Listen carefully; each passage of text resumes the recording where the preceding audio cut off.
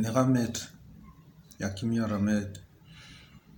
Maintenant, nous allons parler de la méditation. Comment médite-t-on?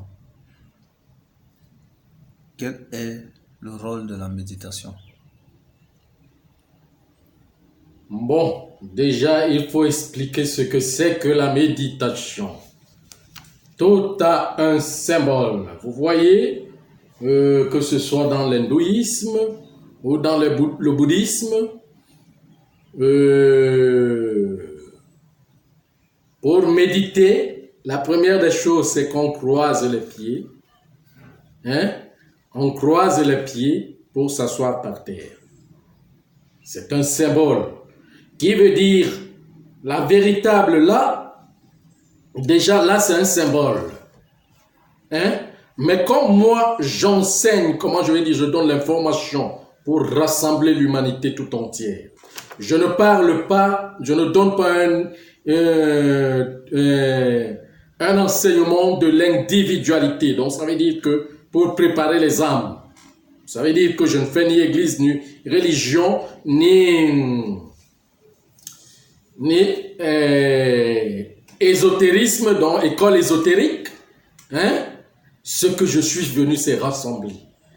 Donc, mon niveau d'explication des choses n'est pas comme ceux qui préparent les âmes, ceux qui enseignent. Donc, je vais vous expliquer ça à mon niveau. Parce que là, ceux qui préparent les âmes, les princes qui préparent les âmes, méditer, c'est revenir en soi. Revenir en soi pour se concentrer et pour commencer à s'harmoniser avec son intime. Maintenant, dans l'unité, parce que je suis uniformiste, je viens de l'essence de l'univers pour rassembler tout le monde. Méditer avec moi veut dire quoi? Veut dire fin de pèlerinage. C'est pour cela que j'explique le symbole. Croiser les pieds pour s'asseoir. Ça veut dire devenir autonome. Fin de pèlerinage.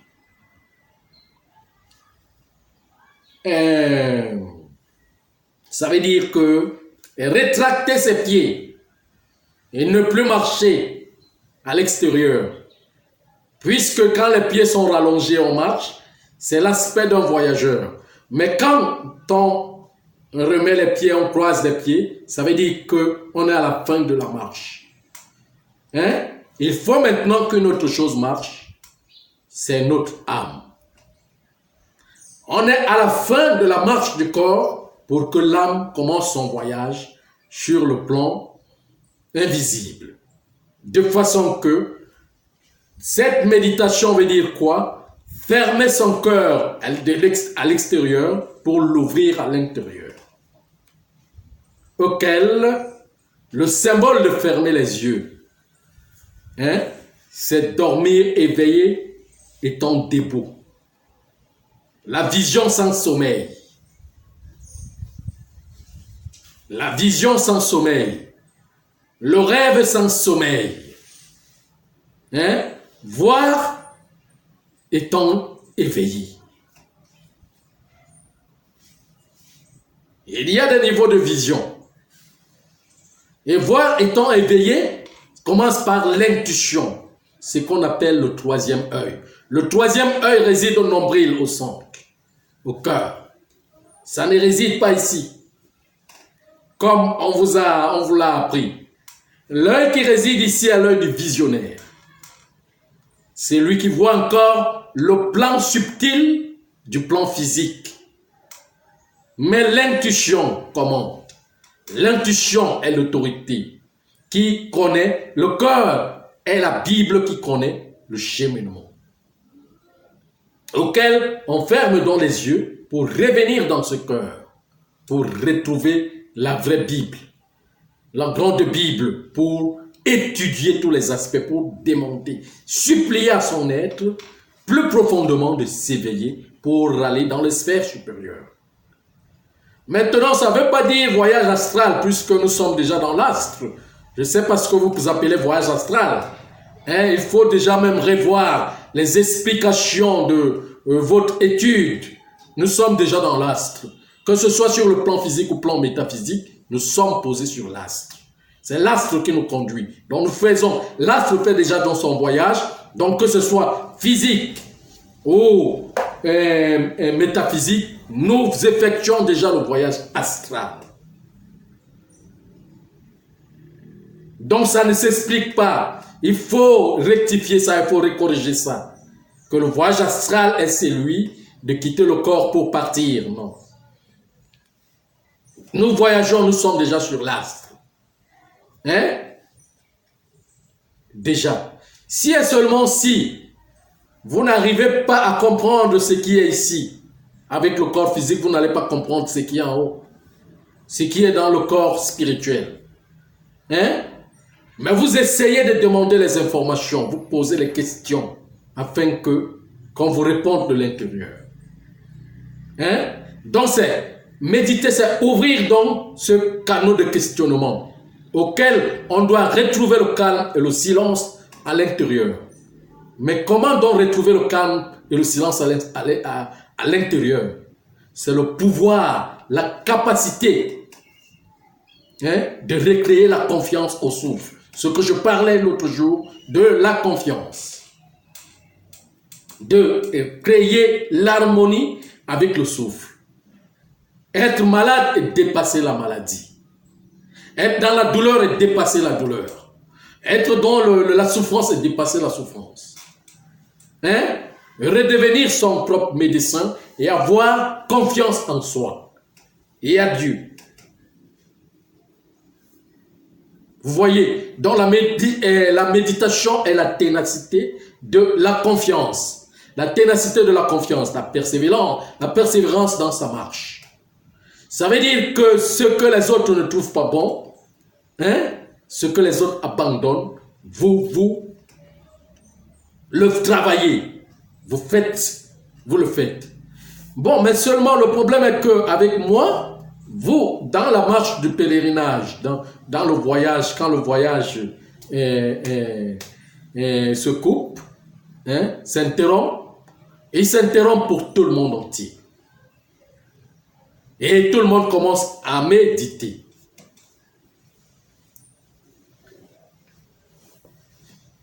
Auquel cette méditation doit contrôler, donc ça veut dire que vous devez contrôler les choses à partir étant même sur place. Vous n'êtes pas obligé de vous déplacer pour marcher, pour avoir ce que vous voulez. Mais étant sur place, vous méditez à ce que vous devenez, voilà, vous devenez l'arbre. L'arbre, les arbres, les montagnes, les cailloux ne se déplacent pas. Mais les animaux, les humains qui se déplacent s'en moquent de ceux qui ne se déplacent pas. Mais ceux qui ne se déplacent pas est plus solide que ceux qui se déplacent. Parce que ceux qui se déplacent est fait pour aller demander de l'aide à ce qui est solide. Maintenant, la méditation, c'est quoi? C'est devenir ce qui est solide. Donc, ne plus se déplacer avec le corps physique, mais plutôt se déplacer avec son âme. Mais se déplacer avec son âme ne veut pas dire que l'âme quitte le corps pour aller dans les sphères. Vous pouvez quitter avec la projection de la pensée et entrer dans le soleil. Vous pouvez quitter avec la projection de la pensée et entrer dans la lune. Vous devez d'abord quitter avec votre, parce que la plus grande forme, c'est la pensée. La plus grande force, c'est la pensée. Vous devez travailler tout avec la pensée. Pour recréer. Cette pensée doit allumer à l'intérieur une lumière, un feu qui doit brûler totalement l'ancienne école afin de remettre la nouvelle école en place. Hein? Vous brûlez tout pour le remettre sur place. Bon, déjà, Les princes ont dit qu'ils sont capables, disent toujours qu'ils sont capables de le faire pour changer le monde. Mais quand on leur donne le temps de faire cette expérience pour changer le monde, de méditer pour changer le monde, ils n'arrivent pas à le faire. Plutôt, sont attirés par le monde et sont séduits par le monde. Et il y a échec, ils échouent lamentablement. C'est pour cela que, pour que le monde revienne, tout le monde entier, l'humanité revient dans la méditation, il faut que la nature détruise tout ce qui empêche que l'humain ne revienne dans la concentration. Vous voyez, il y a déjà un problème. Donc c'est la nature qui forcera à l'humain, à l'humanité, de repartir de son point, du haut. Parce que le recommencement, c'est le 1, je vous ai dit sur le chiffre 1, et le vase, hein, ce que vous appelez 0, le haut. Oui. Vénérable Maître, Oui. avec notre école conventionnelle, qui dit méditation dit moine, dit monastère. Qu'est-ce qu'un moine? Qu'est-ce qu'un monastère? Bon, un moine, le moine c'est l'intime. C'est l'intime qu'on appelle le moine.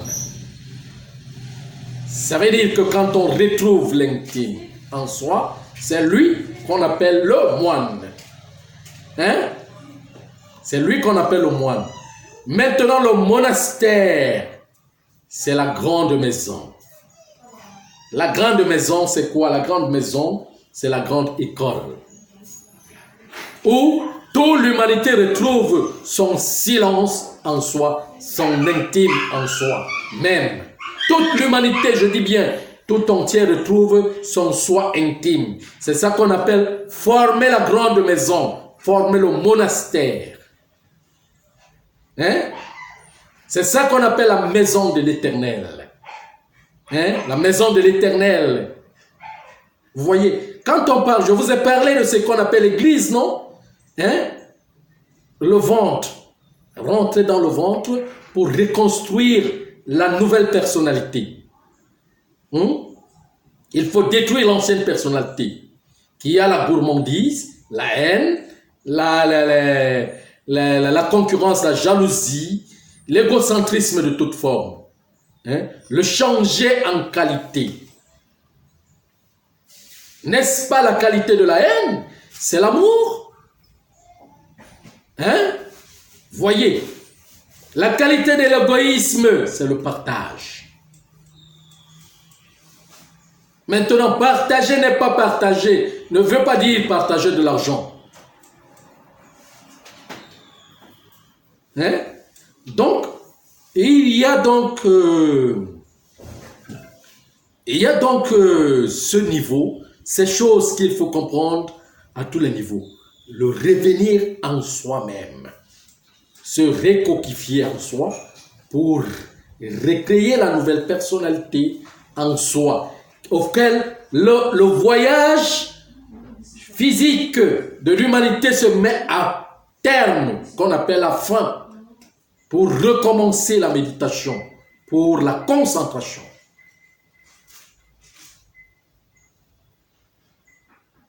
Revenir en soi-même pour reposer les questions à l'intime, refaire cet intime, ce moine, redevenir ce moine, afin de poser des questions.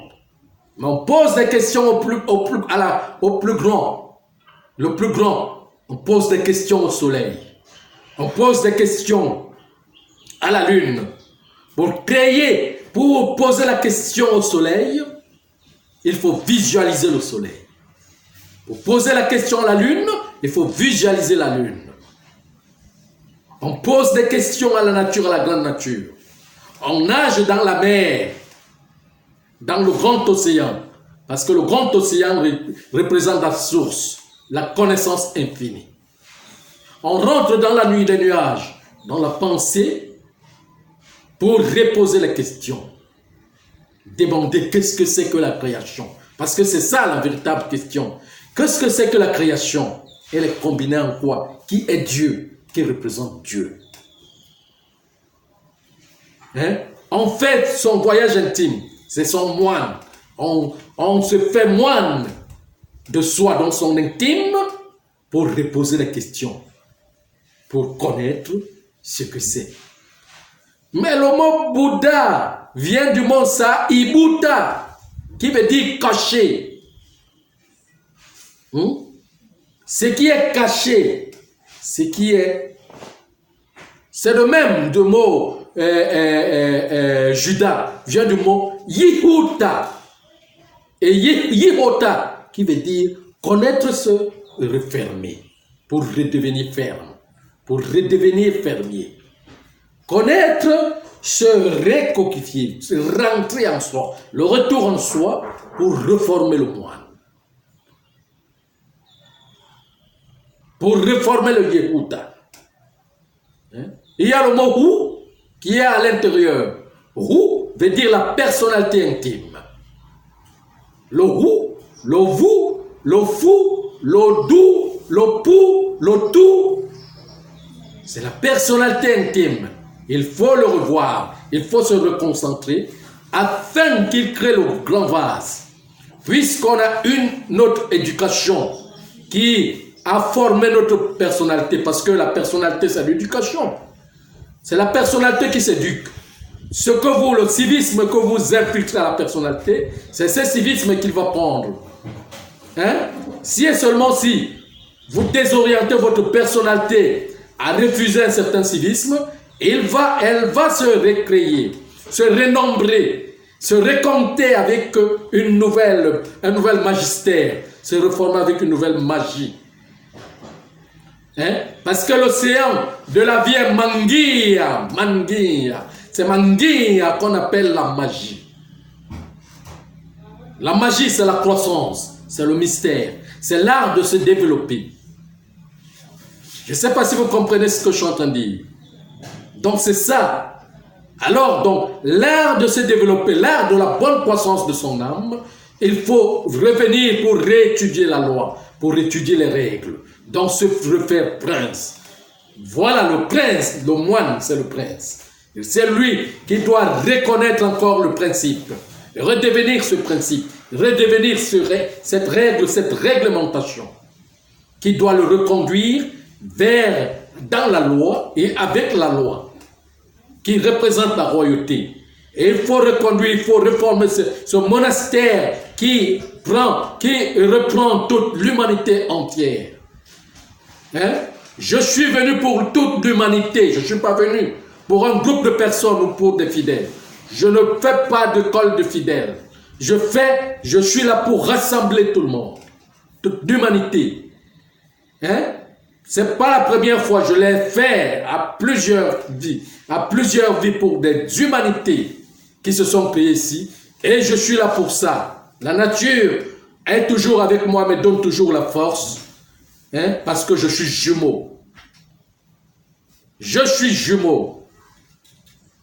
En principe masculin et féminin, pour refaire cette histoire, pour reclasser ce thème. Enlever l'idéologie humaine qui a pris toute sa personnalité, la formater pour l'amener vers l'idéal. L'idéal, c'est le principe, c'est le prince, la principauté de la nature. Vous voyez? Oui? Vénérable Maître, j'allais oublier une autre question concernant toujours le moine que vous appelez prince. Ils ont tendance à faire les gestes sous forme de ballet, on appelle les arts martiaux. Qu'est-ce que cela signifie? C'est toujours un symbole? Les arts martiaux, quand l'âme se réveille dans le corps, il commence. Les arts martiaux sont l'aspect du mouvement de l'âme, la gestation de l'âme. Quand l'âme se réveille, commence à faire son art, qu'on appelle les contractions. L'art de se contracter pour nous montrer que nous ne sommes pas seuls, parce qu'il y a un mouvement libre en nous qui nous fait naturellement marcher et faire tout ce qu'on veut. Mais il y a un autre mouvement qu'on appelle en soi l'étincelle de l'âme divine, qui ne nous permet plus de faire ce qu'on veut, qui nous amène seulement. C'est ça qu'on appelle la contraction. Hein? La contraction qui est en soi.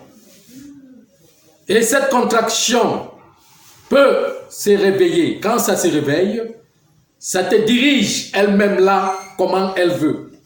Tu n'as plus le contrôle de ton propre corps.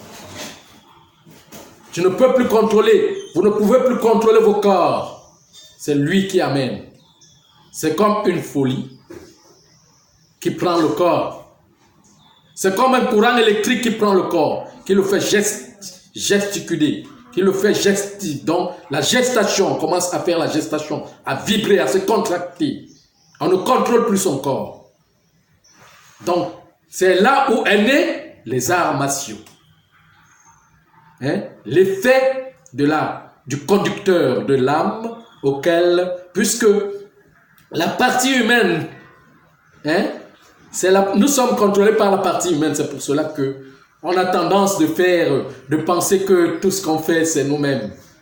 Hein? Mais quand la tendance divine, l'étincelle divine commence à se réveiller, hein, on voit le corps. Cette main que vous voyez là peut se contracter là.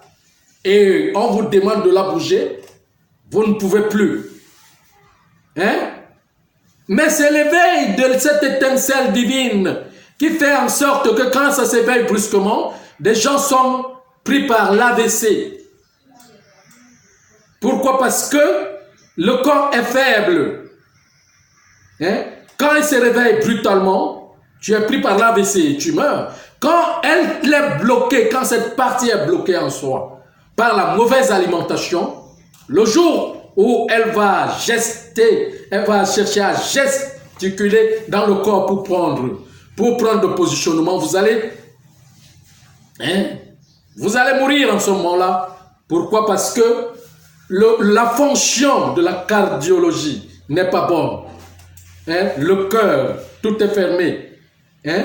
Tout est fermé. Le corps est totalement fermé d'un engrenage agricole qui a mis, qui a compilé le corps, une certaine éducation, une certaine nutrition, hein, qui bloque le corps, qui bloque le fonctionnement des vaisseaux qui sont à l'intérieur du corps dans son fonctionnement.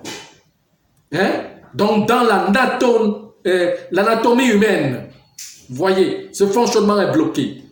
Et ça va couper donc le souffle directement et asphyxier ce corps pour se libérer. Vous comprenez ce que je suis en train de dire? Voilà. Alors, vous avez encore une autre question? Non, vénérable maître. Merci beaucoup.